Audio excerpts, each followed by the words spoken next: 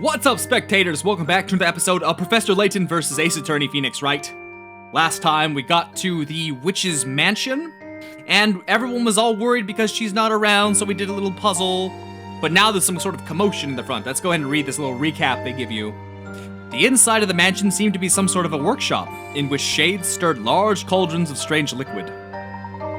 I cannot help but feel I've smelt the scent of that liquid somewhere before. A red and a blue liquid. What exactly are these shades preparing?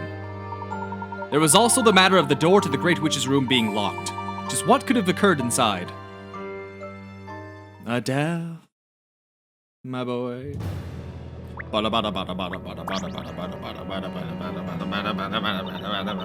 Excuse me? Wow! Buffet. What gives? Could you please not scare me like that? Our apologies. There seems to be a great many of you gathered here. Has something happened inside? Something did happen. Oh, I can't even think about it. It's just so horrible. So what is this horrible thing that happened? The mistress, the Great Witch, she's gone! Way gone. Let's just waltz right on in, if you don't mind. Where'd everyone go? They must be inside. Look at all this wine. Oh, mistress! I knew something was destined to happen. I felt a premonition most disturbing. How? How did this happen? I saw no one enter or leave this room. The entrance to the room was sealed shut. Where could she have gone?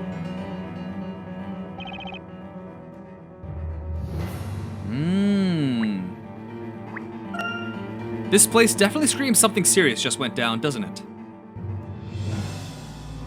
Interesting. I want to look at the crime scene a bit first. The curtain hanging from this wall appears to have suffered a single tear down the middle. Aha, one. This is a tiny room. It should be pretty easy to find the 3 coins. 2. And... that's... Whoa, no kidding, Professor. It would seem the shade made quite the mess searching for the Great Witch.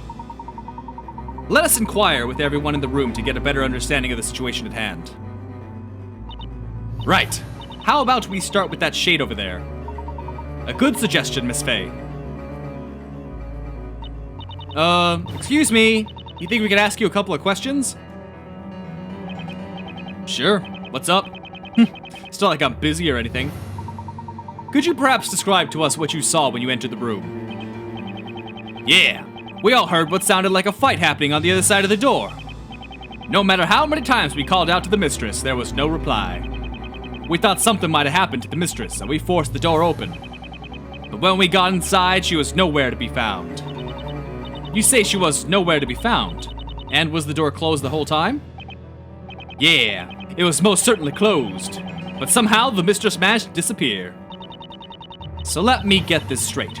She disappeared from a sealed room, and then the room was found in a big mess. Professor, you know what this means? This means magic must be behind it. This is quite the peculiar situation. The Great Witch mentioned having to meet with a visitor. Do you happen to know if that person was in this room? A visitor? I faintly remember a visitor. I do remember hearing another voice. To be honest, I didn't actually see them. And there are no other exits present in this room, is that correct? Correct. This main door is the only one. Okay, so the Great Witch and her visitor both disappeared from the room. And even with all of these shades around, no one saw a single person enter or leave the room. Or perhaps, Miss Fey, this visitor simply managed to stay incognito during the ensuing commotion. That is one possibility. What do you mean, Professor? No one had seen the visitor prior to the incident, so even if that person was seen in this room, clearly no one would have realized it was them. But wouldn't an outsider stick out like a sore thumb here? All the shades are dressed the same. Indeed, any outsider would certainly stand out. I imagine the shades would be quick to apprehend them. However, what if this person were to disguise themselves as a shade? Like this guy? Oh, you could be right. Maybe they disguised themselves as a shade right before the others came into the room. Precisely.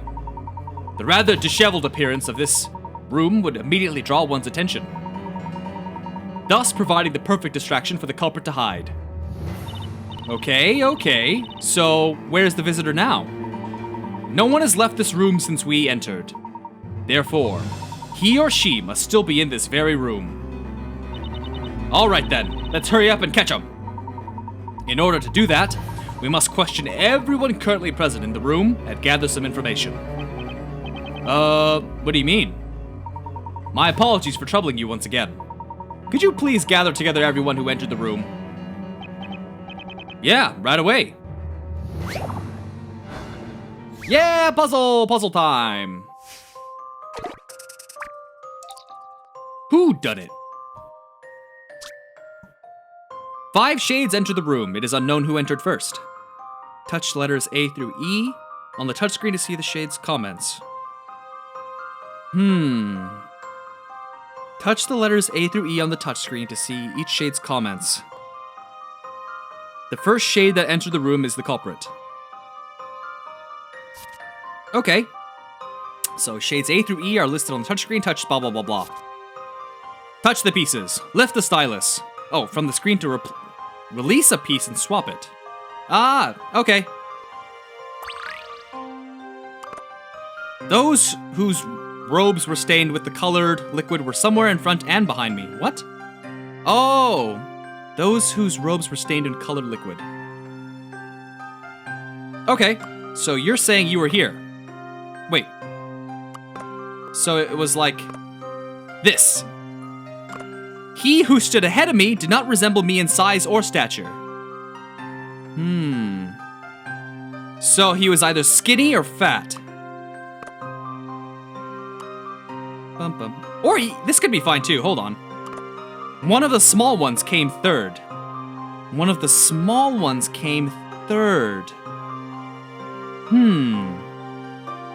So, okay. Interesting. Hold on a minute.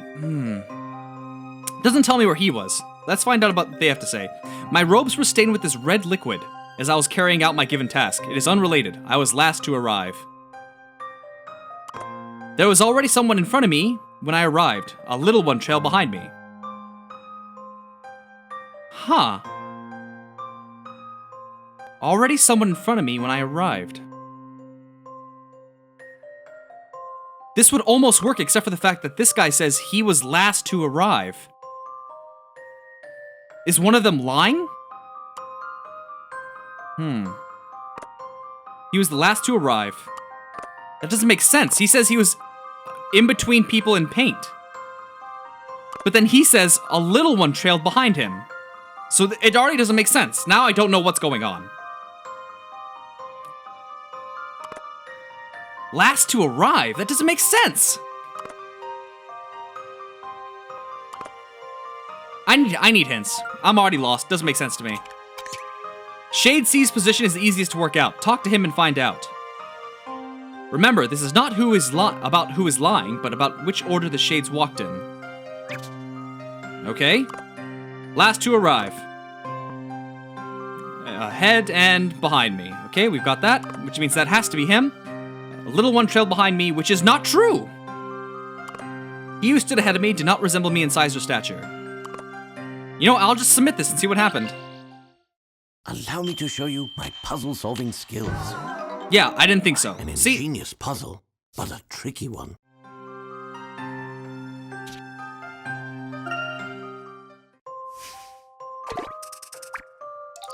I mean, is it? I'm sure the whole order matters.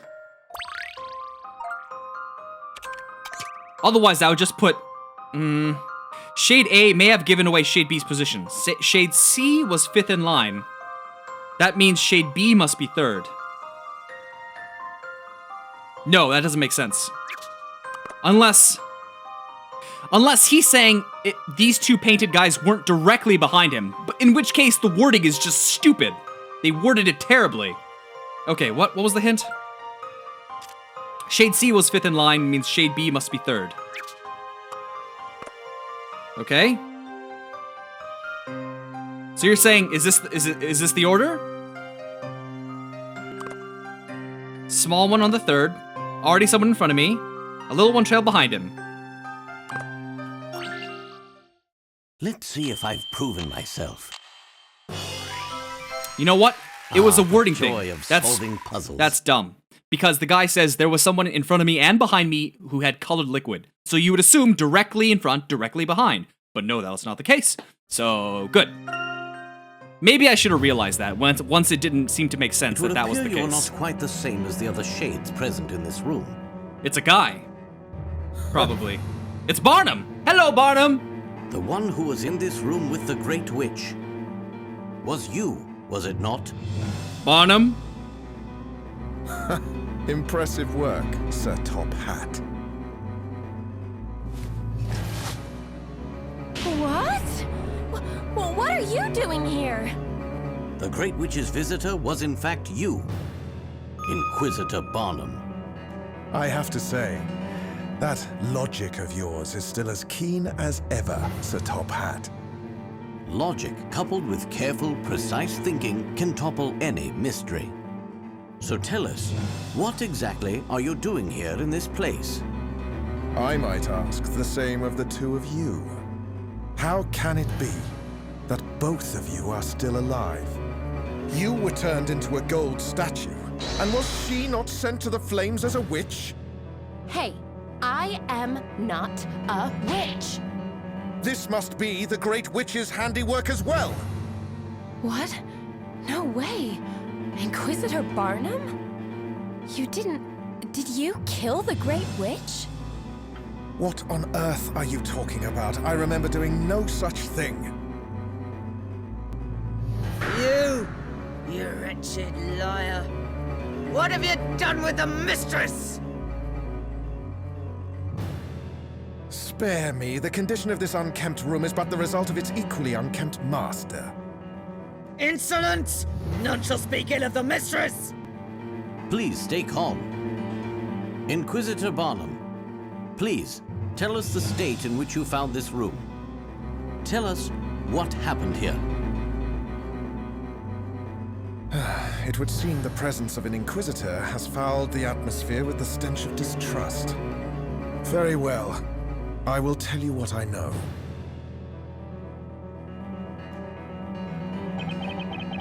I did not think the situation would devolve to such a state. I only came seeking the one that could cast some light on the doubts that plagued my mind. And just who is this mysterious one? You cannot say. Very well, please continue, Inquisitor. I followed them, and was led here to this strange forest. That is why I was here. I was aiming to put a stop to whatever plan the Great Witch was attempting to concoct. So you disguised yourself in their robes and made your way here to this room in hopes of foiling her plans. All those who doubt the storyteller and speak ill of his word are a threat to all of Labyrinthia and its citizens. Of course, the witch refused to speak with me, and as I reached for my sword, I lost consciousness. Perhaps it was one of her detestable magic spells. Magic? Lies! Your words are nothing but lies! I am true to my word. That was what happened before you forced open the door. That is why I lost sight of the Great Witch, and was left stranded in this room. I attempted to make my escape, a quick one, in order to avoid any unnecessary confrontations. If you lost consciousness, then you did not see the Great Witch disappear, is that correct? Regrettably so.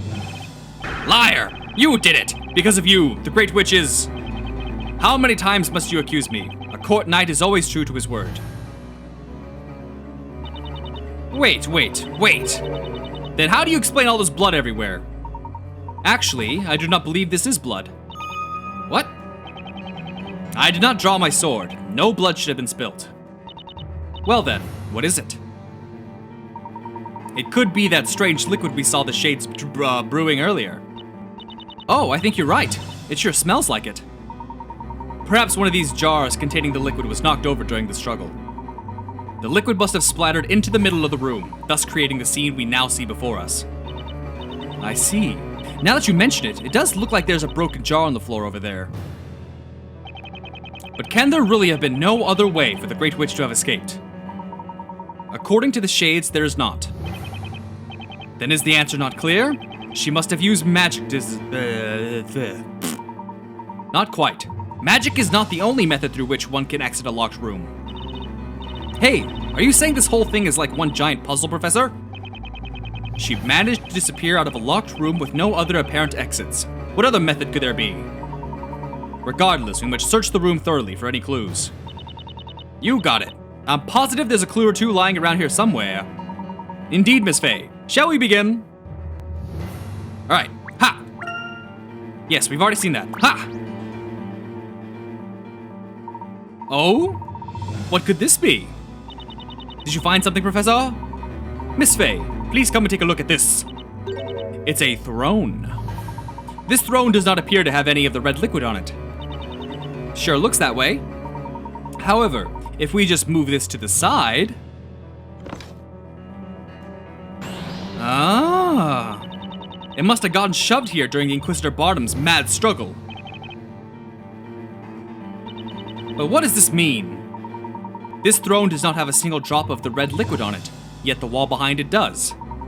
Why do you think that is? Well, because the throne was in a different spot when Inquisitor Barnum was having the fight of his life? Very sound reasoning, Miss Fey. And who do you think could have moved it? Well, it must have been Inquisitor Barnum when he was battling it out tooth and nail. 'Twas not a battle fought with either teeth or nails, and I have no recollection of moving this throne at any stage. In other words, the only one who could have moved this throne was the Great Witch herself. And I believe moving this throne is in some way connected to what she did next. Oh, you mean her little disappearing act? Wielding that logic you love so much? But remember, this is the Great Witch we are discussing. She could have easily used a magic spell to disappear. Lies! The mistress' disappearance is your doing. You will return her at once. Please! You detestable knight! We won't forget this! Hold on a second. Whoa! Where'd you guys get those weapons? Tell us what really happened here. Tell us! There's no way. Wow, look at those paces. Uh-oh, this is not good. Inquisitor Barnum looks about ready to murder them. Ha!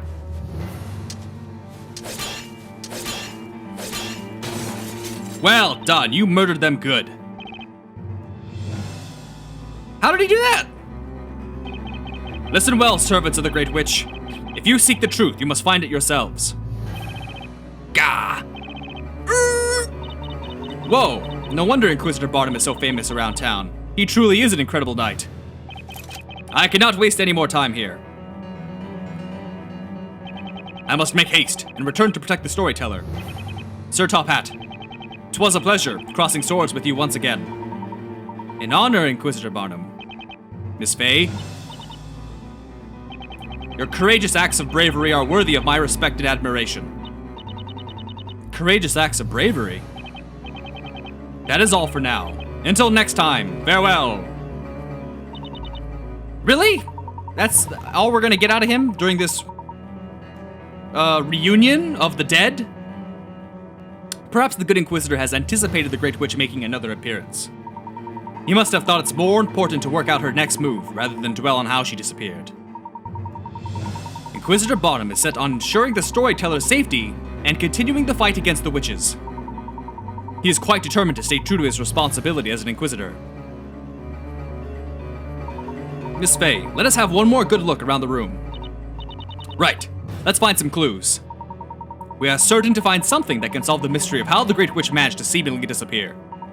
Let's continue our investigation. Okay, well what is that on the ground? Nope, doesn't matter. Hey, Professor! Take a look at the wall where the chair was. Doesn't it look like that wall could be a door leading to the secret passage? Mighty fine coincidence! Mighty fine. As I suspected, it would seem the Great Witch did not only really disappear into thin air, although it is still unknown by what method she was able to make Inquisitor Barnum lose consciousness.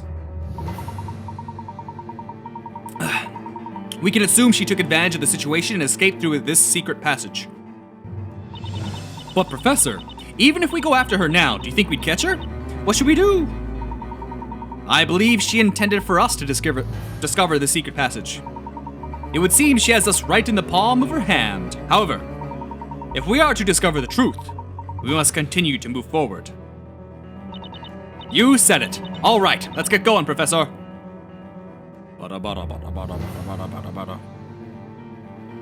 Well, I guess this is a natural stopping point of the video then. I was gonna go a little longer, but this is a pretty good spot to end it. So I'm gonna end this here at 20 minutes and a half. So stay tuned for the next episode, and thanks for watching. Bye-bye!